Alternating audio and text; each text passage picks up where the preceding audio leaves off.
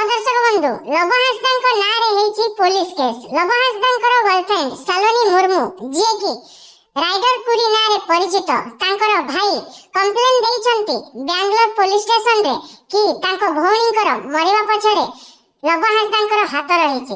तो बेंगलोर रे ए घटनाटी आछि एवं आउ जने मध्य लव हांसदा गर्लफ्रेंड रो भाई डायरेक्ट ओपन आसी वीडियो रे कहिसंती जे तमे नेपाल आसी की देखो, नेपाल बॉर्डर मारी की देखो, मु तुमको देखि नेबी, तम कथा पूरा बुझी नेबी, तम पई आज मो भौणी मृत्यु हेछि, तम पई आज मो भौणी रे डेथ हेछि, तम पई आज मो भौणी सुसाइड करिछि। ए भली भाबरे लव हांसदा गर्लफ्रेंड सलोनी मुर्मूंकर दुईटी भाई ए परिका कहिसंती लव हांसदा को। तो एबे पर्यंत कोन पई सामना को आसी नाहंती लव हांसदा।